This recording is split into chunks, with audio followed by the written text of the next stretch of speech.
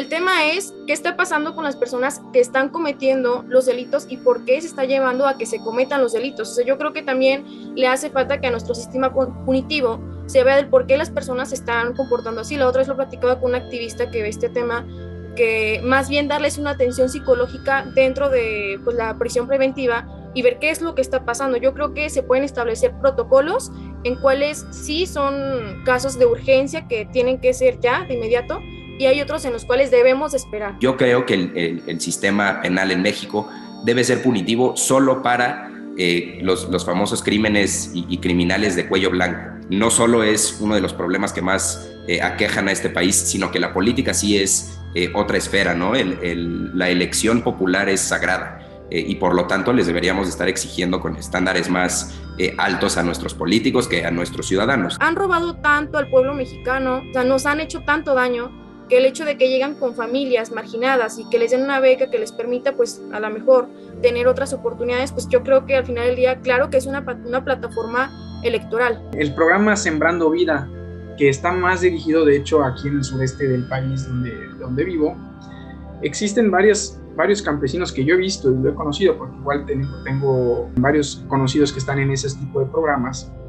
Y por eso mismo me preocupa, porque es gente privilegiada que logra entrar. Conozco a mucha gente que tiene las becas y ni siquiera están yendo a trabajar, por ejemplo. Nos ha afectado tanto la corrupción que hemos vivido o los escándalos que hemos escuchado, que ya hasta la misma sociedad de alguna manera pues es corrupta. Una ciudadanía corrupta solo puede existir tras 120 años de gobierno corrupto, ¿no?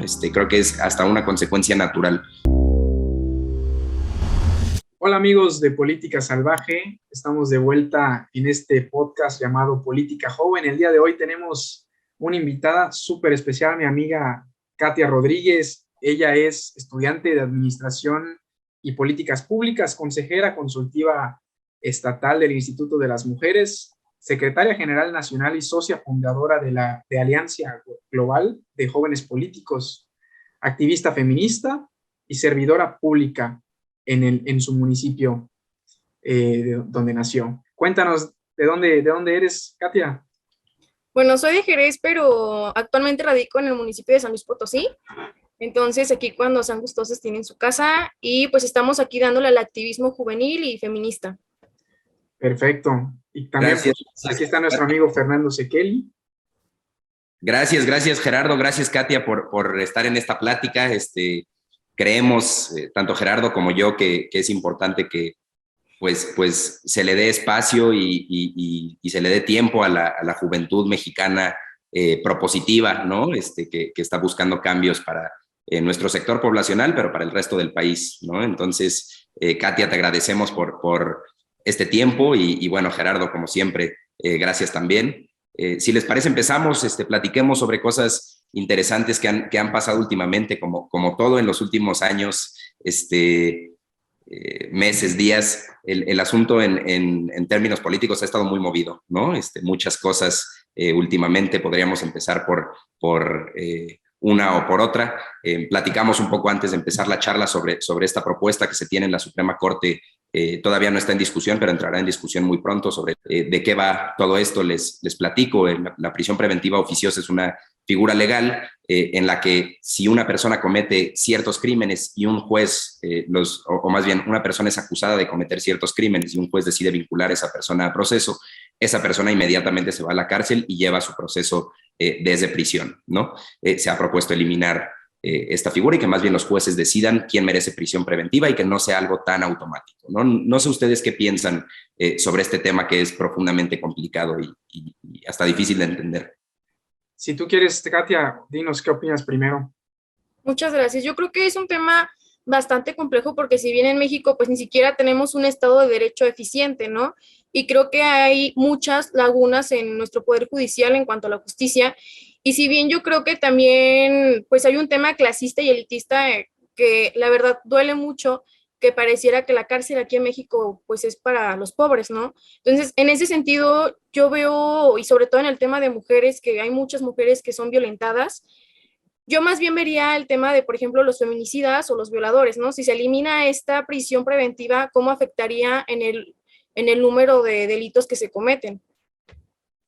Pues pienso algo muy similar a ti. la cosa aquí es que en México, como bien mencionabas, la cárcel parece que es efectivamente para la gente pues, más vulnerable o con menos acceso pues, a recursos que le permitan defenderse ante estas situaciones. Entonces parece que la justicia en nuestro país se ha vuelto un privilegio, lamentablemente. Y si me preguntan a mí qué opino de la prisión preventiva, yo creo que la prisión preventiva es sumamente importante para ciertos casos. A mí no me parece, como mencionó Fernando, que automáticamente si te vinculan a proceso, ya seas acreedor a estar en la cárcel y llevar tu proceso privado de la libertad, cuando muchas veces han pasado años en prisión preventiva, cuando no tienen ni siquiera una sentencia las personas o cuando ni siquiera ha iniciado su proceso legal.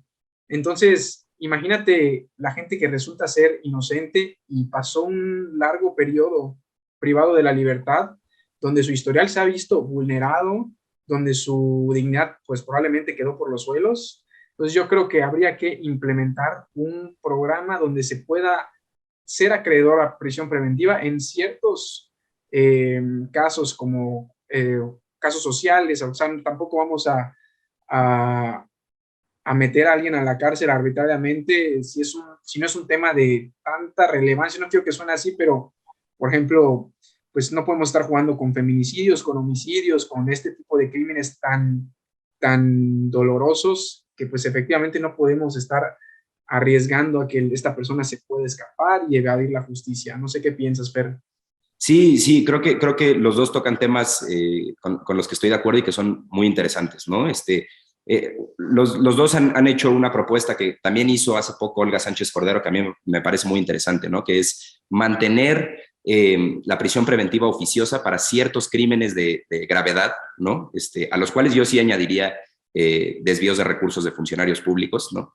Y eliminarlo para otros crímenes, ¿no? Si ahorita vemos la lista de los crímenes que ameritan prisión preventiva oficiosa, hay algunos como robo a vehículo de transporte o robo a unidad habitacional, que son, pues, es difícil justificar que estén ahí, ¿no?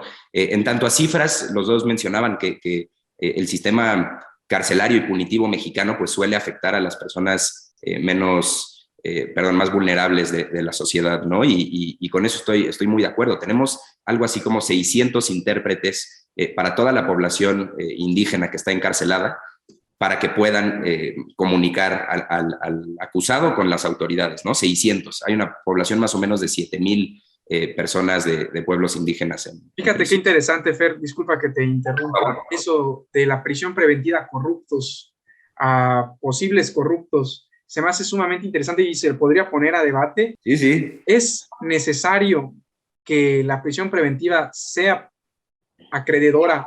Vaya, que los políticos corruptos que sean acusados de corrupción, pues vaya la redundancia, puedan ser acreedores a prisión preventiva y que lleven su proceso dentro de la cárcel si es que tienen una sospecha contundente, con pruebas contundentes de que han sido corruptos. ¿Qué les parece eso? ¿Tú qué dices? Yo creo que se tendría que hacer un protocolo de atención, o sea, creo que debe de haber antes de eso herramientas que estén bien fundamentadas para que se puedan hacer, porque por lo contrario, imagínate que cualquier político le siembren, no sé, pruebas o lo que sea, pues yo creo que también es un arma de doble filo.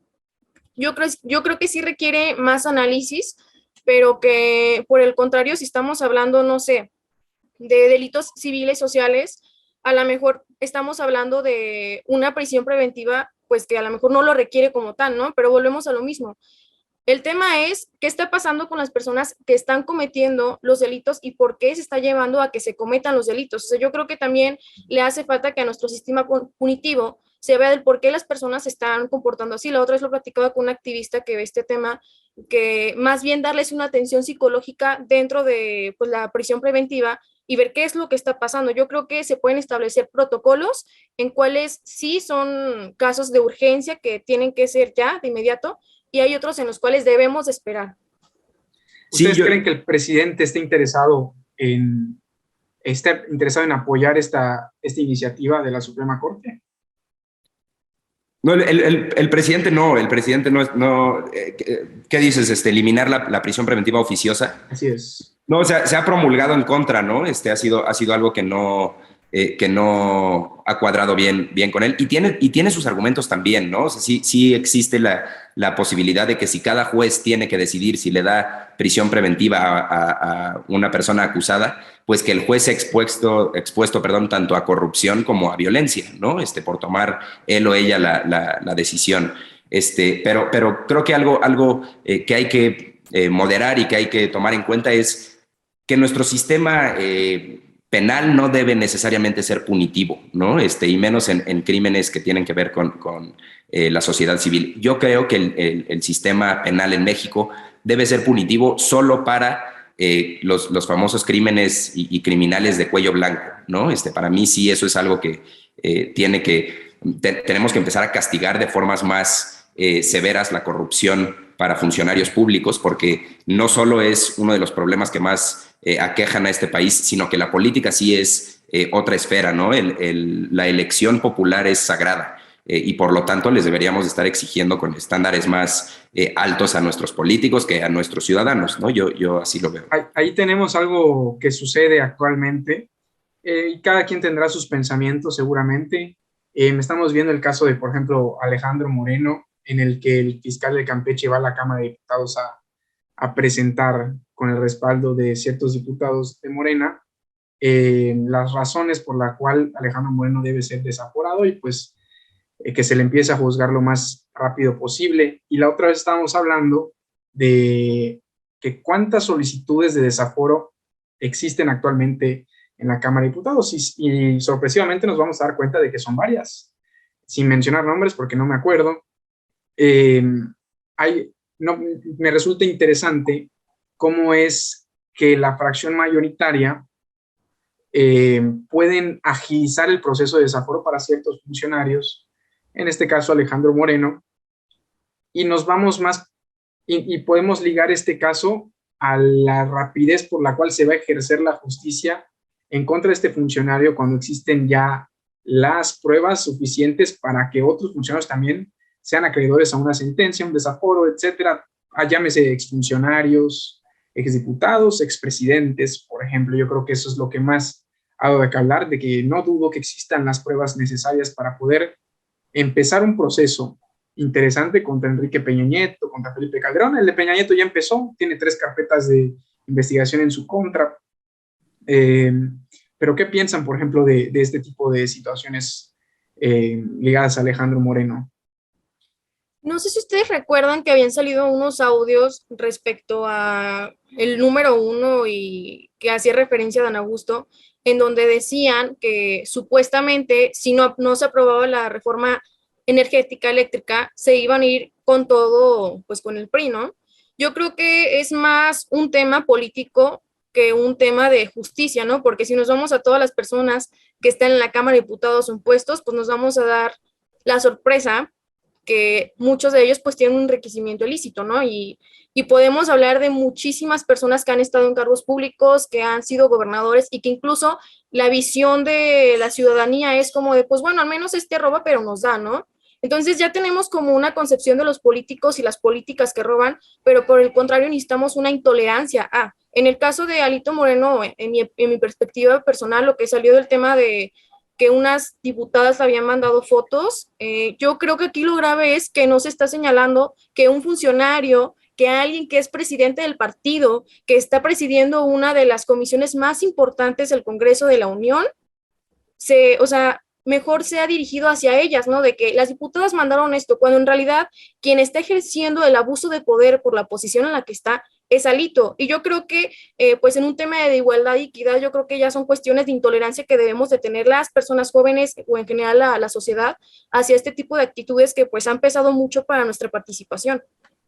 Coincido. Sí, yo también, y ¿sabes qué? Creo que añadido a la intolerancia, memoria, ¿no? Y tenemos que tener más mecanismos para acordarnos de la historia corrupta de este país, ¿no? Porque muchas veces un partido postula a un personaje que ha estado fuera del ojo público unos años y por lo tanto ya nadie se acuerda de lo que hizo, pero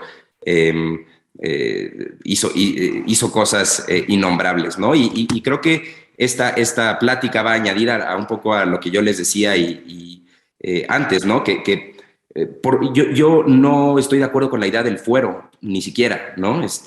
Yo no entiendo por qué la cúpula de poder debería tener fuero si el ciudadano promedio es sujeto a prisión preventiva oficiosa, ¿no? A mí me parece profundamente innatural y poco consecuente que un político pueda estar blindado de los efectos de la ley, sea Alito Moreno o sea el presidente de la República, ¿no? Para mí, entiendo la figura y las cosas que trae consigo el fuero, ¿no? Principalmente es un freno de mano a la persecución política, ¿no?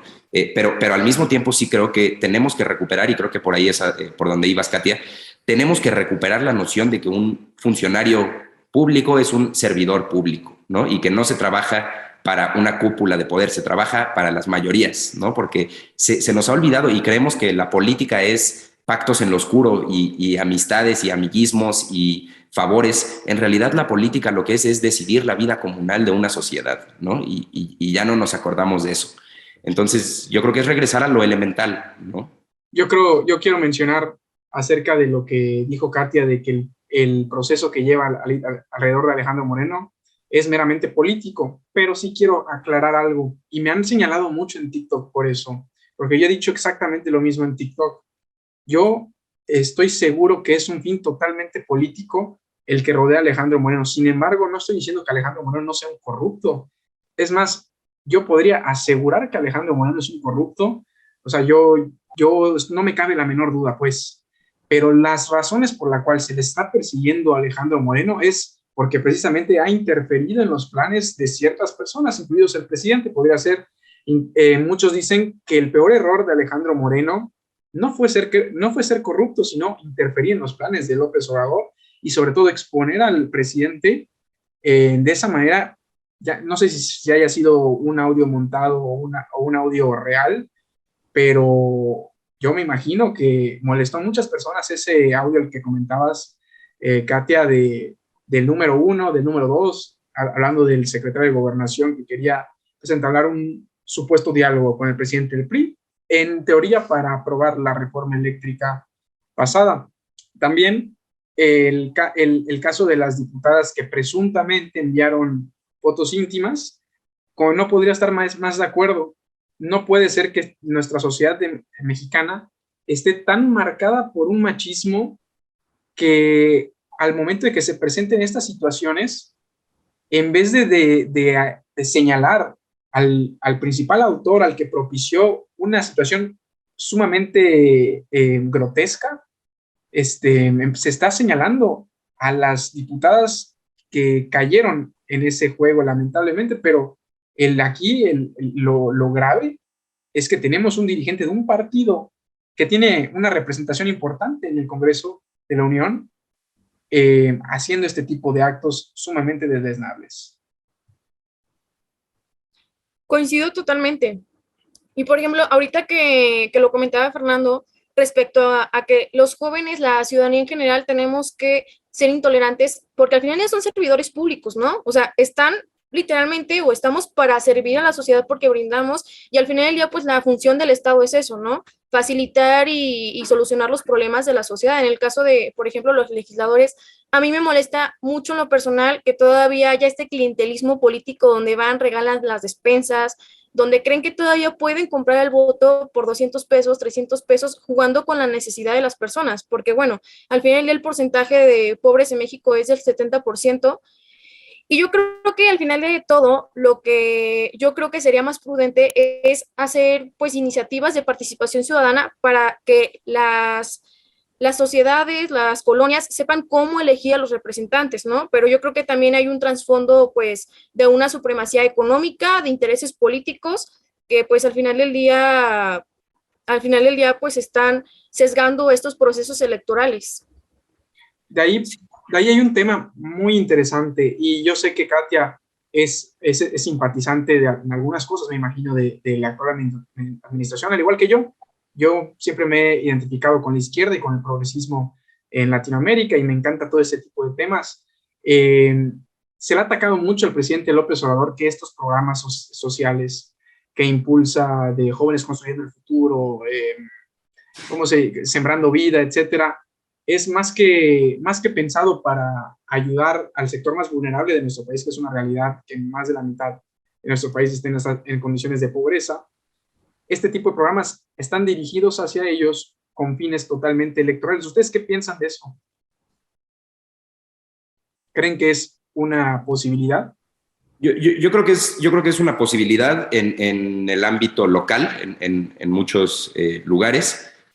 Creo que si bien hemos visto con Adán Augusto, con Claudia Sheinbaum y con Marcelo Ebrard que el fin último actualmente de Morena, como el resto de los partidos, es electoral, creo que algo que con lo que yo estoy de acuerdo con López Obrador, y creo que eso es al final ser de izquierda, es con el gasto social, ¿no? Hay que invertir, hay que inyectar dinero que no va a volver a las arcas del Estado, ¿no?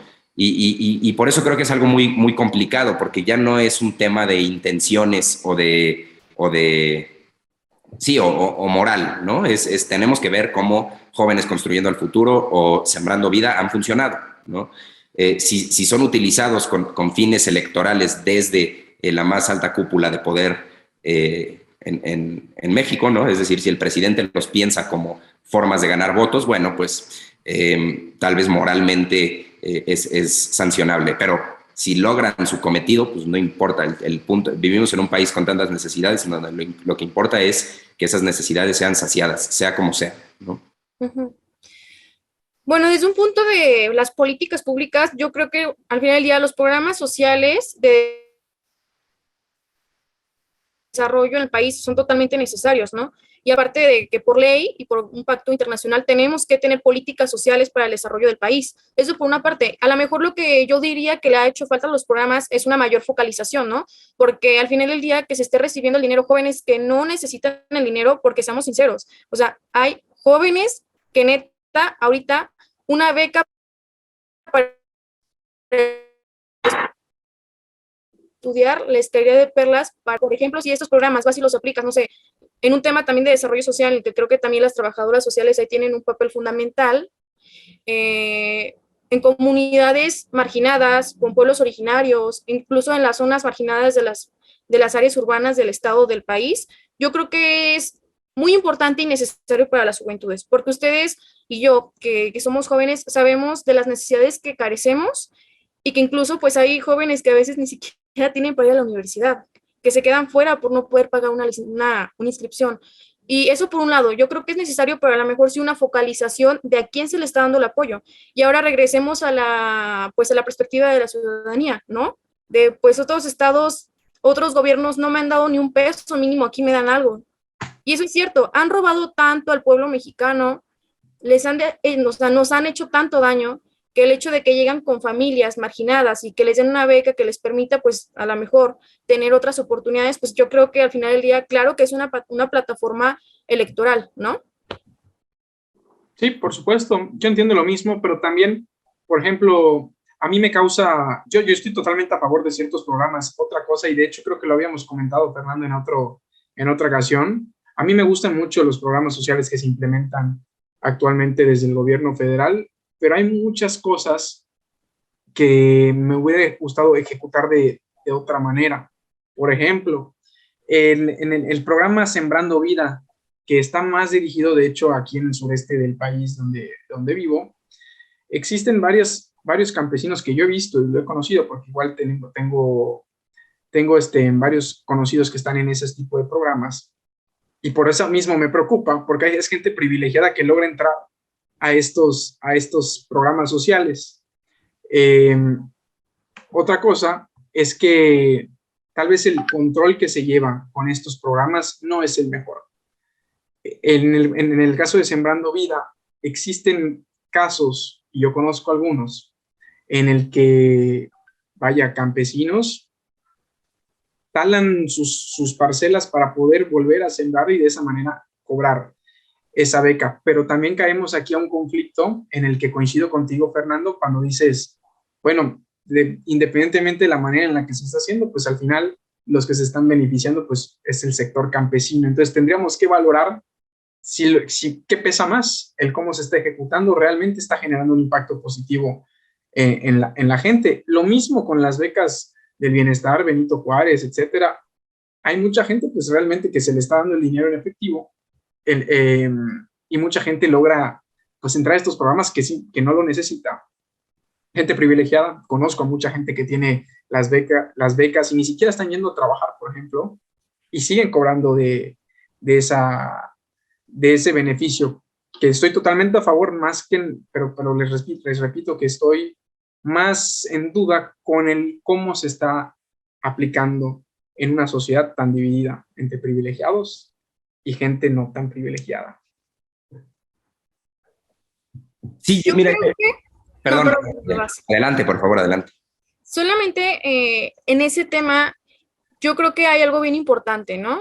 Que si el Estado tiene cierta responsabilidad en no focalizar y generar los protocolos necesarios para que sí se les dé a las personas que lo necesitan sin amiguismos y esas cuestiones que pues al final del día dañan la administración pública, ¿no?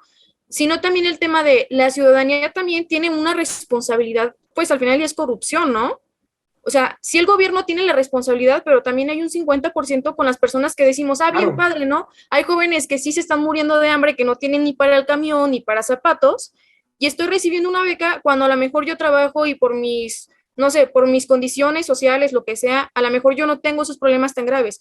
Y yo, por ejemplo, lo he visto, o sea, yo para qué pido una beca si yo sé que hay jóvenes que lo necesitan más. O sea, yo creo que también tiene que ser un tema de cómo está actuando la ciudadanía y la responsabilidad que debemos de tener.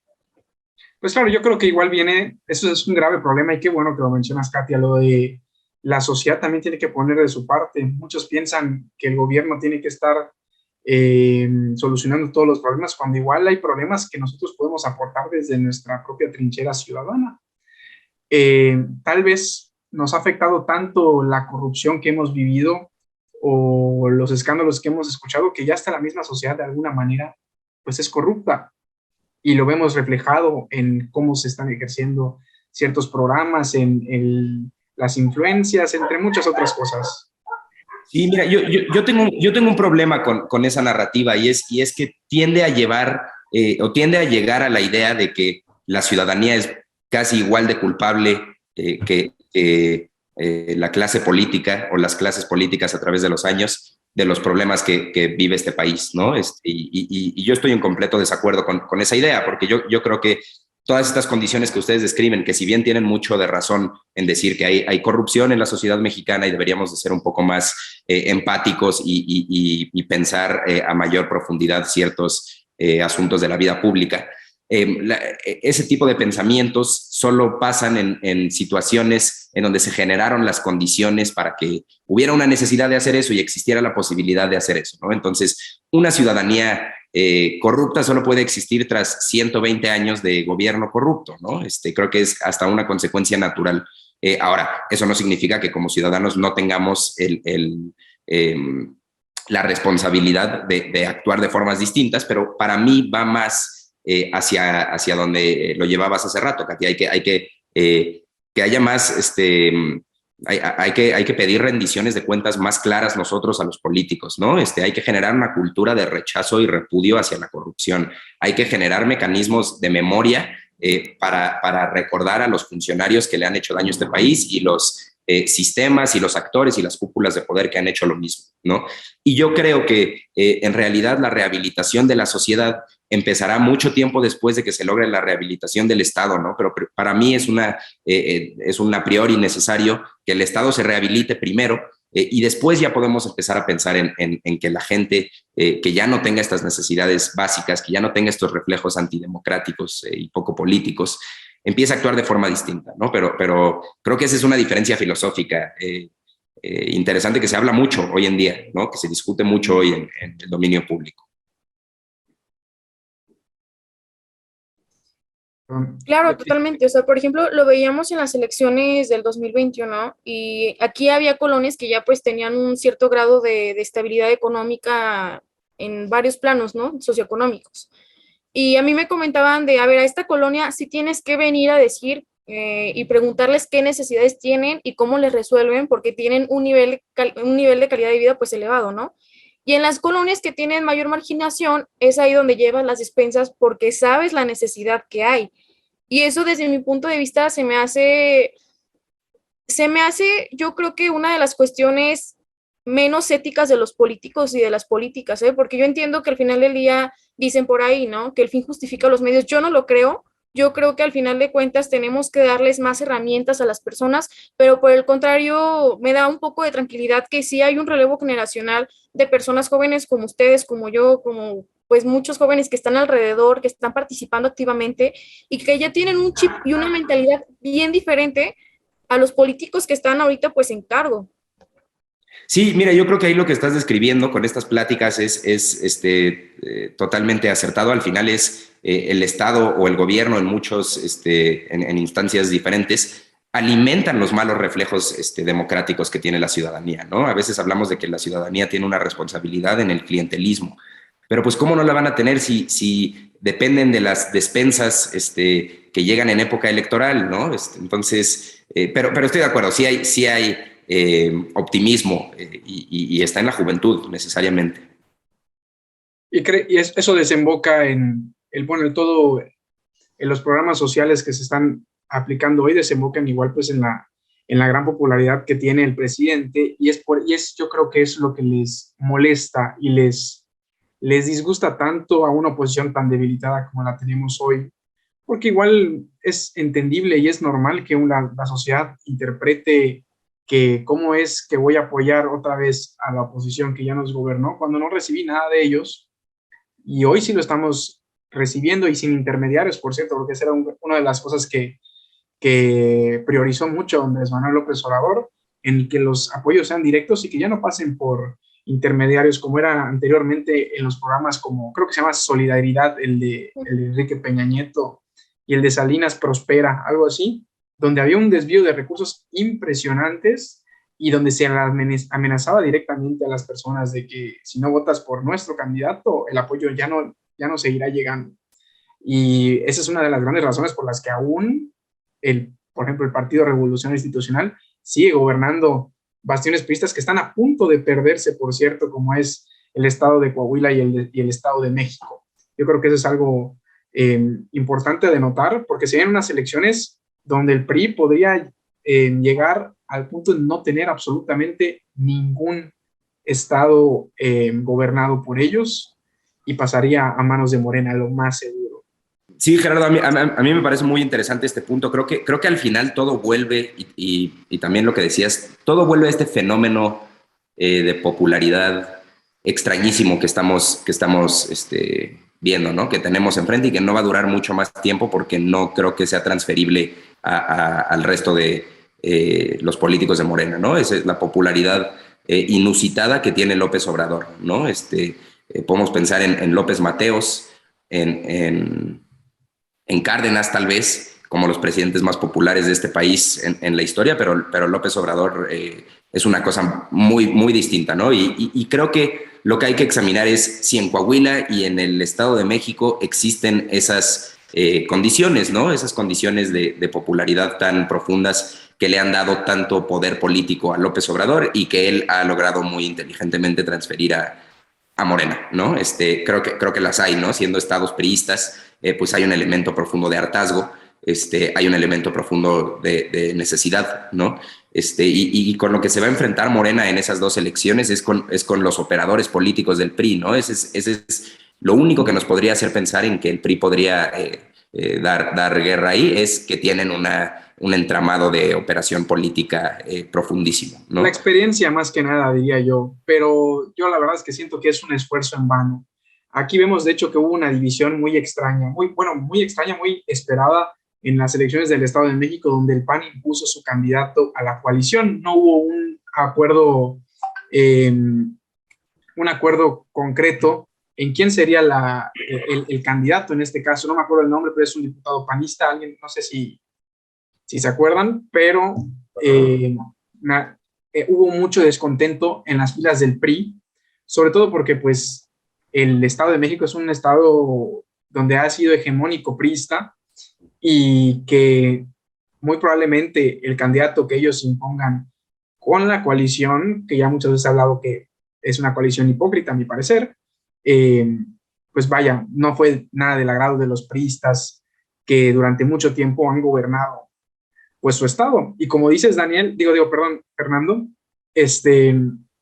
no, es tan impresionante la popularidad del presidente y seguramente, y yo creo que así es, como muchos dicen, la popularidad del presidente es lo que está sustentando hoy la fuerza que tiene Morena en el país. Y hay una responsabilidad enorme de la militancia morenista actualmente de lograr mantener, aunque sea un poco de esa popularidad, porque estamos viviendo unos procesos electorales donde el divisionismo y los rompimientos están muy fuertes, que podría desencadenar en que pues Morena termine haciendo lo que el PRI en muy poco tiempo. El PRI le tardó como más de 7, 8 décadas llegar a ese rompimiento y a ese desbalance tremendo que vemos hoy.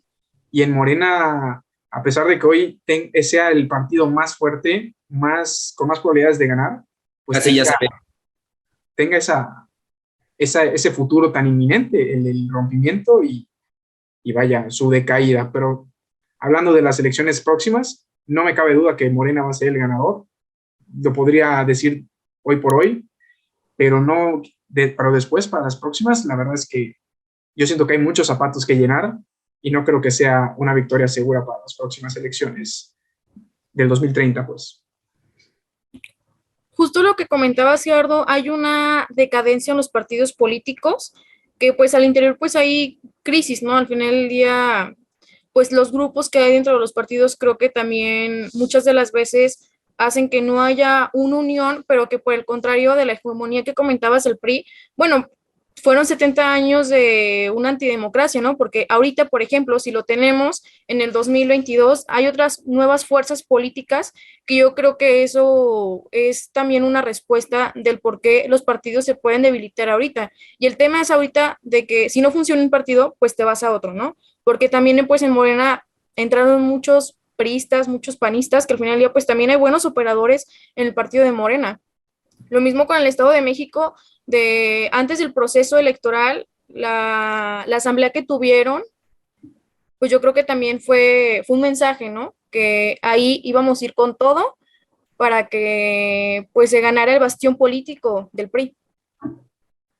Creo que yo creo que esta decadencia a la que te refieres, Katia, para mí es muy claro de dónde sale y es la falta de ideales que tiene cada partido, ¿no? De hecho, el ideal político como tal en México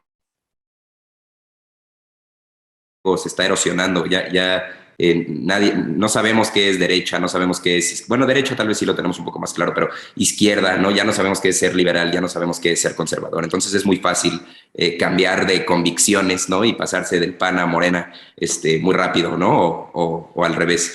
Sí, yo estoy de acuerdo con que va a ser básicamente imposible que alguien le gane a Morena en Coahuila y el Estado de México. Creo que si alguien podría, y probablemente sería en el Estado de México, sería Movimiento Ciudadano, si es que no va en alianza con el PAN, o tal vez en alianza con el PAN, pero bueno, pensando en que ellos han tenido mucho recibimiento en zonas industriales y en zonas profundamente urbanas, ¿no? Entonces creo que en el Estado de México podrían tener cierta respuesta.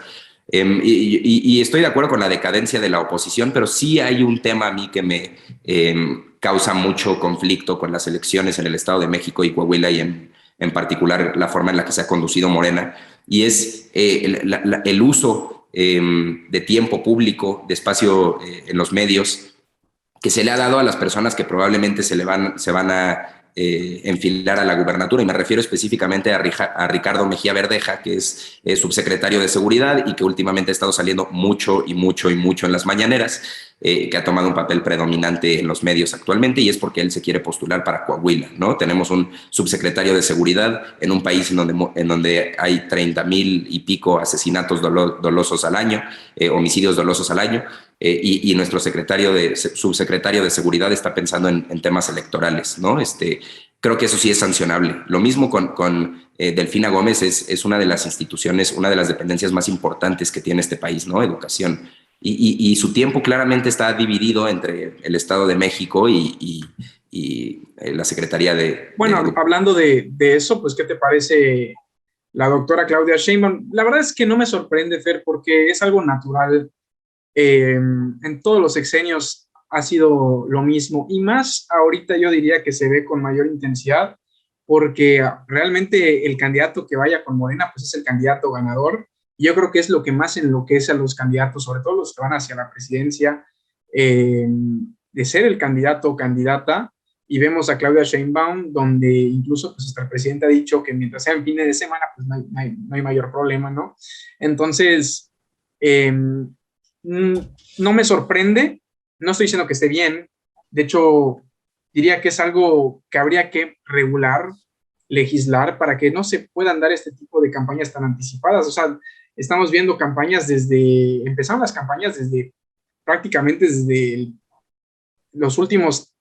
la mitad del sexenio del presidente Andrés Manuel López Obrador. Pues vemos que las corcholatas han empezado con sus campañas. Vemos a Claudia Sheinbaum todos los fines de semana en otros estados de la República, lo mismo que Marcelo Ebrard, Ricardo Monreal, entre otras cosas. Sin embargo, yo creo que el más sobrio hasta ahorita en ese aspecto pues ha sido Monreal, ¿no? Pero al final sigue cayendo en el mismo juego, y lo mismo para los candidatos y candidatas a gobernador, les digo, porque es una victoria tan segura que no quieren perder la oportunidad de ser el ganador o ganadora. Yo creo que en el tema de legislativo, ahí yo encuentro como algo que a mí me llama la atención, que es el tema de que en la ley de servidores públicos se supone que tienes que tener un 24 horas adoptando pues la responsabilidad del cargo que estás ejerciendo, ¿no? Entonces, en ese sentido, pues a lo mejor sí se debería de pedir y exigir la gobernabilidad que es necesaria, porque al fin del día, con todas las problemáticas y necesidades que tenemos en el país, en los estados, yo creo que sí es necesario que pues haya una dedicación de fondo, ¿no? Pero por el contrario, si decimos que no se pueden hacer actos anticipados de campaña, no sabremos si por ahí estaremos violando los derechos políticos electorales de la participación a la cual pues todos tenemos derecho, pero yo sí creo que debe de haber, o sea, que debe de haber algún balance respecto a los actos anticipados de campaña y de los cargos que se están ejerciendo. Es como si, por ejemplo, tuviéramos, no sé, al presidente López Obrador en campaña todos los días y pues no está ejerciendo su gobernabilidad, o sea, todo diríamos como de, pues es un presidente ausente, ¿no? Porque lo que necesitamos es, ya llegaste al cargo, pues ahora se requiere que ahora sí venga la gestión de la administración pública, de los programas, de las políticas públicas, porque al final del día, pues el Poder Ejecutivo, pues es el operativo. Sí, creo que algo que yo estoy de acuerdo, pero a mí no me causa tanto ruido esta disyuntiva de, ok, bueno, más bien, yo, y es mi opinión personal, yo sacrificaría muy felizmente los derechos electorales de Ricardo Mejía para asegurar, en cambio, el bienestar de la población de México, ¿no? Creo que es un poco lo que les venía compartiendo desde hace rato que yo siento, ¿no? Yo creo que la política es algo muy sencillo, ¿no? Y en realidad no es tan complicado como creemos que es, pero hemos pensado que la política es otra cosa, ¿no? Y nos equivocamos al decir que es política.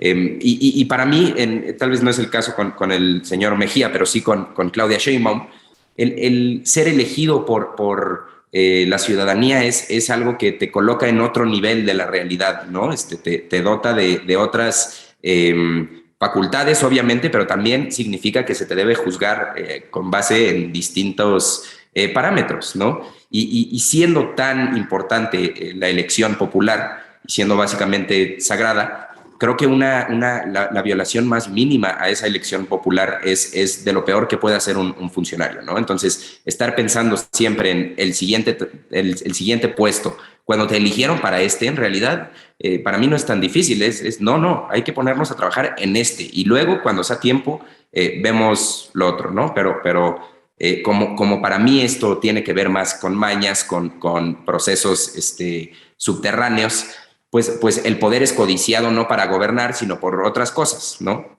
Entonces, yo lo veo así, pero yo soy muy extremo, y creo que tu visión es un poco más templada, Katia, y es interesante igual, ¿no? Pero es uno de los temas que están en discusión hoy, y que la oposición, por ejemplo, usa y rehúsa con todo, y que ellos también están en actos anticipados de campaña muy evidentes, con muchos personajes, ¿no?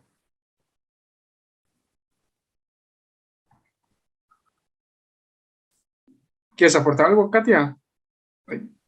Pues es muy importante y sobre todo interesante lo que comentas, Fernando, porque el plantearnos esta exigencia y sobre todo a los que pues los que son votados, las y los que son votados, en que justo pues su trabajo prácticamente es la gobernabilidad, ¿no? O sea, el ejercer un buen gobierno y dar resultados a corto y mediano plazo, incluso el plantearnos de qué pasa si un gobierno no da resultados o da prosperidad al final del sexenio o al final del trienio, lo que sea. O sea, ¿qué pasa con esos?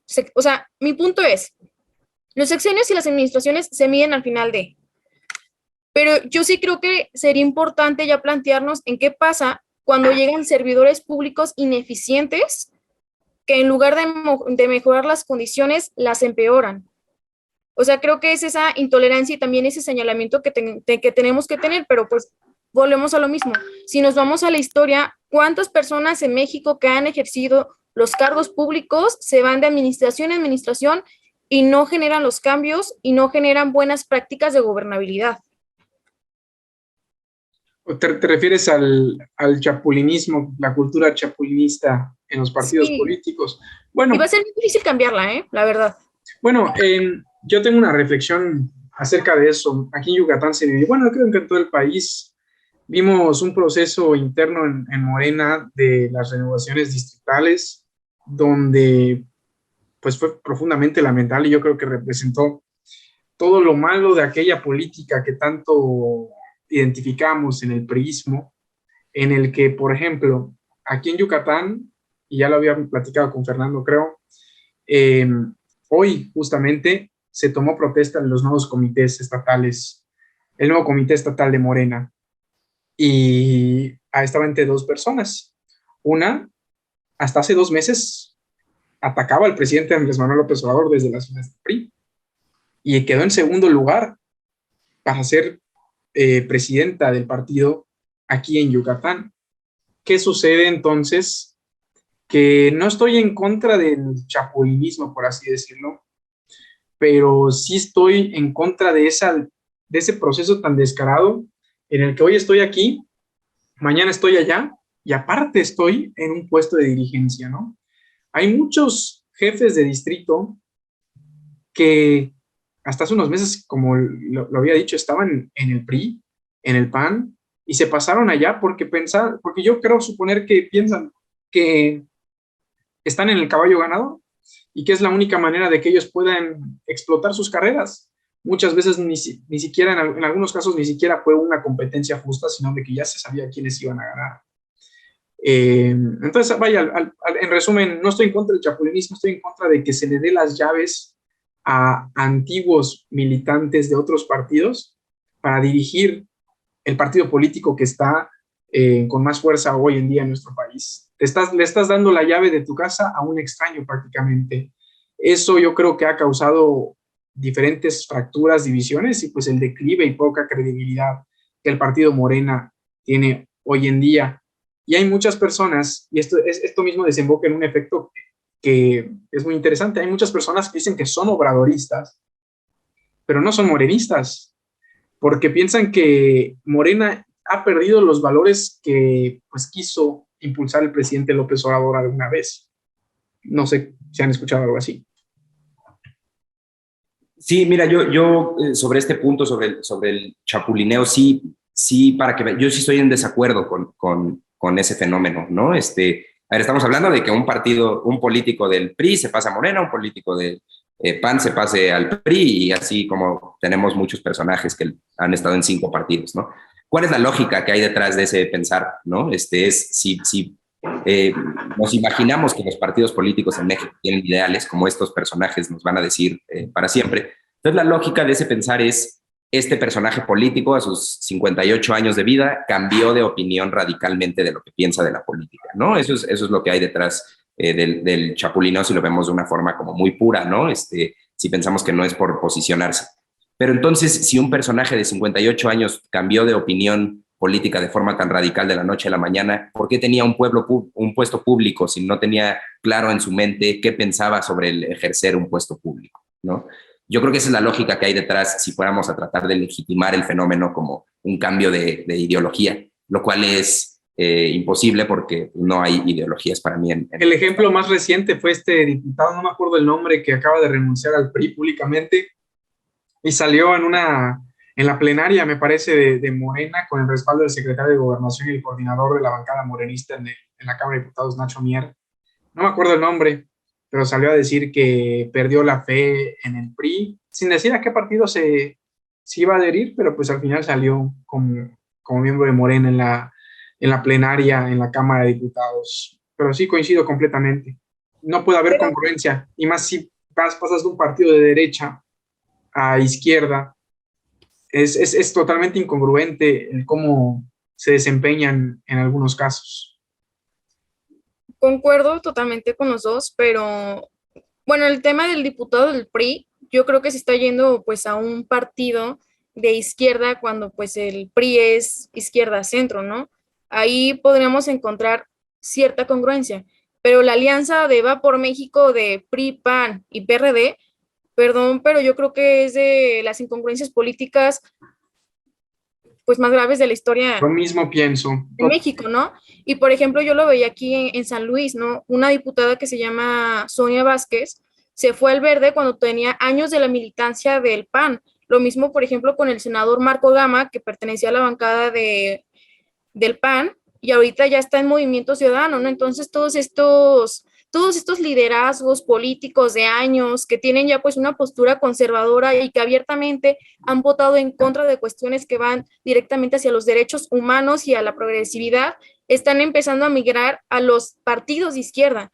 Es algo que a mí en lo personal sí me molesta un poco, porque al final del día los que están en el partido no dicen nada porque dices, bueno, pues es buen operador político, que se venga, bienvenida, no bienvenide, no bienvenido, lo que sea, pero yo sí creo que debe de haber una cierta radicalidad, o sea, como personas que toda la vida han estado con posturas antiderechos, ultraconservadoras, empiezan a migrar a los partidos de izquierda. Entonces yo creo que sí ahí hay una cuestión de ideología que a mí en lo particular me molesta. Lo mismo pienso. Es de También. hecho inadmisible. O sea, no me. De hecho, se filtró un video. Bueno, se filtró, fue público, donde Santiago Krill, enfrente de la secretaria general del PAN, Cecilia Patrón, que es yucateca, y Marco Cortés, eh, dice que ni en las peores épocas del PRI, dice, se habían visto tales atrocidades, algo así mencionaba. Y cuando después de eso dice, bueno, pues el PRI ahora es nuestro aliado, pero ya está más democratizado. O sea, es una ridiculez y hasta da risa que cuando existía esa pelea entre PRI y PAN por la presidencia de la República, se atacaban, se denigraban, se desprestigiaban por todo, y hoy estén juntos para enfrentar a un partido pues que les redoble en números y tendencias a la victoria en muchos estados de la República. Entonces, ¿qué nos dice eso? Que realmente pues interés de que al país le vaya bien no hay, es más bien el interés de poder conservar el poder y, y nada más, poder acomodar a su gente en los espacios públicos que ustedes ya conocen. Y sabes qué, sobre la forma en la que está conformada esta alianza, yo es algo que he dicho muchas veces y lo creo fielmente, a ver, ¿qué tienen en común el PRI, el PAN y el PRD? Es que no son Morena, ¿no? Ganas del poder. Claro, no, claro, pero en términos de ideología, ¿no? Es que, no, que están en desacuerdo con Morena. Lo mismo que López Obrador se ha planteado como nosotros no somos iguales, ¿no? Se ha hecho una sociedad de partidos con la única base ideológica es su rechazo hacia el otro espectro de la política mexicana, ¿no? Lo cual, pues, necesariamente hace que esa sociedad de partidos esté vacía de ideales, porque entonces solamente están reaccionando como lo que los aglutina es el rechazo, solo están esperando a que el presidente haga algo para rechazarlo, ¿no? Y entonces creo que de ahí nace la falta de propuestas y la falta de seriedad de esa coalición, ¿no? De inicio, los cimientos del PRI, PAN, PRD están anulados porque su único medio de cohesión es externo, ¿no? Y creo que eso es lo que va a hacer que caigan. Con Morena es algo muy parecido, pero un poco diferente y con diferencias claves, ¿no? Pero al menos hay cierta congruencia en la alianza con el Partido del Trabajo, ¿no? Entre Morena y el Partido del Trabajo. Yo descartaría ahí el Partido Verde, la verdad. Totalmente, ¿no? Exacto. Sí, yo también coincido, porque al final del día, o sea, creo que es un tema de clientelismo político, ¿no? Pero, por ejemplo, el PRD, ¿qué hace con el PRI, con el PAN, ¿no? Cuando se supone que fue un partido de izquierda. Y por el contrario, una de las cosas que aquí yo observé en San Luis es que, y se me hace una burla, ¿no? Que vengan y en medios de comunicación de, solo fui a votar y salí electo, ¿no? Pero llevan semanas dando despensas en las colonias. Entonces yo creo que hay una incongruencia muy fuerte en cuestión tanto, porque al final del día podemos tener un partido político con todas las personas de la ideología de izquierda, pero ¿qué pasa cuando hay personas de izquierda que hacen las cosas mal? Yo creo que también sí es un tema de partidos políticos, pero yo creo que tenemos también que trascender a las personas que sí están comprometidas con mejorar las condiciones de nuestro país, porque a ver, en los partidos políticos que tenemos actualmente en México, en todos los partidos hay gente buena y hay gente mala, ¿no? En todos hay personas bien intencionadas y otras pues que nada más dan por el cargo y por el poder y ya. Pero yo creo que tenemos que empezar a ser un poco más críticos en cuestión de qué nos van a venir a ofrecer las personas que van a empezar a representarnos.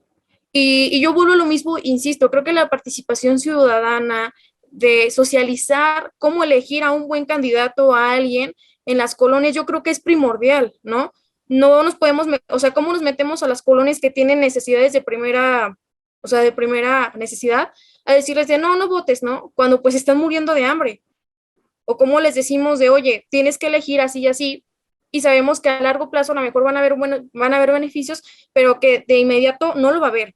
Yo creo que es un tema bien complejo y que por el contrario es una cultura que está muy arraigada en los partidos políticos y en la sociedad y que pues nos va a tocar a nosotros las próximas generaciones empezar a cambiarlas. Desde luego. Yo estoy totalmente de acuerdo con esto, es algo que ya he platicado con Gerardo. Creo que sobre este punto de que hay una necesidad de volver ciudadana la decisión política, también hay una responsabilidad estatal en esto, ¿no? Y es que tenemos que tener más mecanismos como ciudadanos para votar de formas diferentes y para presentar una abstención responsable, ¿no? Y te doy mi ejemplo personal. Yo tengo una política estricta en mi conducta democrática de no votar por ningún partido político, ¿no? Entonces he anulado mi voto siempre.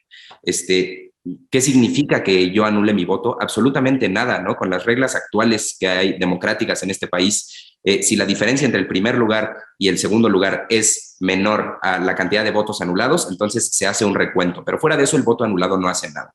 En cambio, si le damos más canales a la ciudadanía para que proteste democráticamente, es decir, que, por ejemplo, el voto nulo, si es mayor a cierto número, entonces que hasta cosas extremas como que hasta se repitan las elecciones, ¿no? Entonces ya tenemos esta opción de democratizar a la ciudadanía de una forma más directa, ¿no? La bronca creo es que a la ciudadanía se le avienta a esta lógica de escoge a uno de estos 4 candidatos y todos son, ya ni siquiera hay menos peor, ¿no? Todos son igual de peores. Entonces tenemos que tener también mecanismos que van a surgir de la sociedad civil necesariamente para protestar democráticamente, ¿no? Creo que eso es algo que falta y ustedes dos que tienen un camino tan claro hacia la esfera política, ojalá les parezca importante y empiecen a llevar este tipo de cosas a cabo. Fíjate que había una idea acerca del voto nulo en el que se empiecen a contar y a importar, o sea, que empiece a importar el porcentaje de votos anulados en cuanto al presupuesto que se le asigna a cada partido político. Claro, claro. No sé si para ahí va tu idea, pero no me acuerdo cómo se planteaba su aplicación, pero sí, ya ves que los presupuestos se dirigen de acuerdo a cuántos votos, el porcentaje de votos que recibe cada partido político, que del 100% del presupuesto disponible para repartir entre partidos, el porcentaje, es decir, si hubo 10% de todos los votos en el proceso electoral fueron nulos, el 10% del presupuesto se queda para el erario. En cambio, actualmente me parece que los votos nulos simplemente no importan y si Morena obtuvo el 30%, desconozco mucho ese tema, pero el objetivo de la propuesta era que se contabilice el porcentaje de votos anulados para restarle presupuesto a todos los partidos políticos, como si votar nulamente sea otra opción para, pues vaya, demostrar inconformidad, protestar democráticamente y pacíficamente, sobre todo. Bueno, y eso lo veíamos ahorita con la propuesta de reforma político-electoral, que la última fue en 2014 y que se dice que ya es necesaria una en la eliminación del presupuesto a los partidos políticos, ¿no? Que pues al final del día viven del erario público y está recibiendo pues esas cantidades tan exuberantes. Yo creo que también son cosas que tenemos que considerar. Y el tema también, o sea, yo tengo ahí varias opiniones, ¿no? Respecto al financiamiento público a los partidos políticos y que se planteaba que entonces las personas militantes, simpatizantes, seamos las que financiemos a los partidos políticos. Pero si tenemos entonces una crisis económica actualmente, entonces también tendríamos una crisis democrática. No, y creo que siempre es bien peligroso pedirle a particulares que financien partidos, ¿no? Porque pasa lo que pasa en Estados Unidos, ¿no?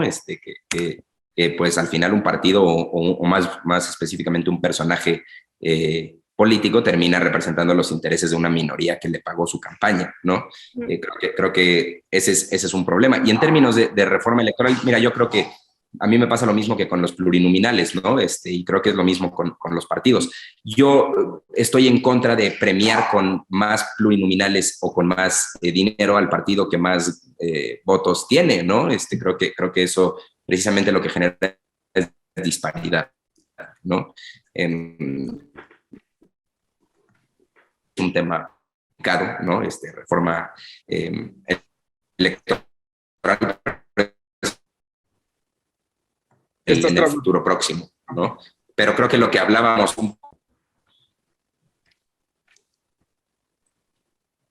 Te trabaste, Fer.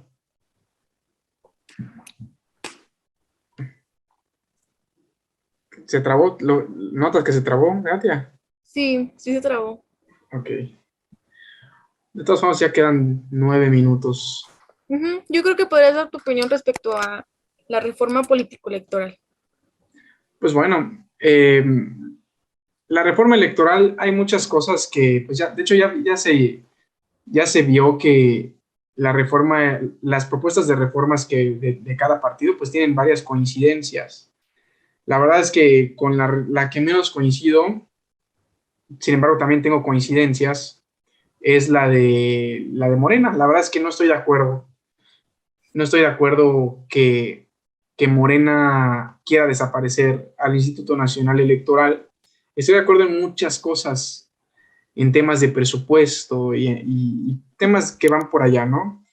Pero, por ejemplo, hay una propuesta muy interesante, no me acuerdo cuáles son los partidos que coincidían en esto, de la segunda vuelta presidencial. A mí me agrada mucho ese tema, porque, bueno, para quien no sepa cómo funciona la segunda vuelta presidencial, es que si un candidato no llega a más del 50% de votación, pues se tendría que hacer una nueva elección donde los primeros dos candidatos que quedaron en el primero y segundo lugar sean los únicos competidores. ¿Esto qué propicia? Que tal vez quienes votaron por quien quedó en tercer lugar, bueno, van a tener la oportunidad de votar por tal vez quien mejor le agrade entre los primeros dos lugares. Esto aseguraría pues la mayor simpatía de la población hacia quien va a ser presidente de la República o presidenta de la República. Para que vean, eso se aplica en Colombia, ¿no? Sin embargo, si nos vamos al contexto de López Obrador, cuando ganó López Obrador, pues no se hubiera necesitado la segunda vuelta presidencial porque obtuvo más del 50% de los votos. Sí. Pero estamos hablando de futuros escenarios que son inminentes. Tampoco me gustó el tema de cómo se van a asignar las diputaciones. Dicen que van a desaparecer plurinominales, pero se van a elegir por voto indirecto, por así decirlo, con un método medio extraño, en el cual depende de los porcentajes de votaciones por estado, es la cantidad de diputados y senadores que van a poner en el Congreso.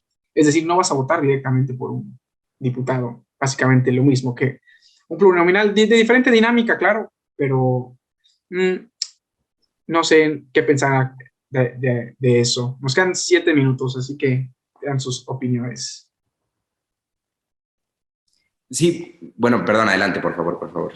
Yo para terminar en cuestión de la reforma electoral, yo, o sea, por ejemplo, ahorita que hicieron el Parlamento abierto, me pareció muy importante que participaran pues personas que ven directamente la teoría y en cuestiones de participación y sobre todo lo del INEC, ¿no? Que cómo entonces van a empezar a ver las particularidades de cada estado si lo eliminas.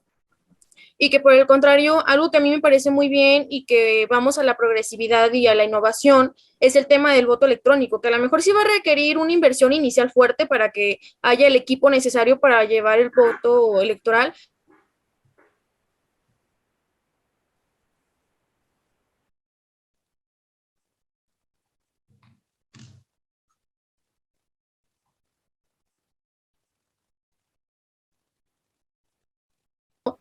Pues sabemos que no en todas las partes del país hay internet y que hay las condiciones para votar, ¿no? Que, pero pues ahí el INEC, pues en su caso, o el INE, tendría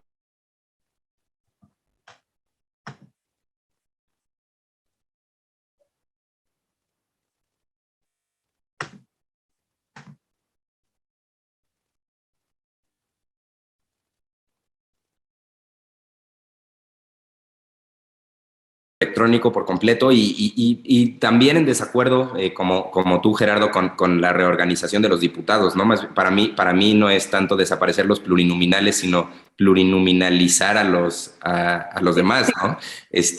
Para mí parece un poco más eso. Lo que sí, con lo que sí estoy de acuerdo es bajarle el salario a los consejeros del INE, ¿no?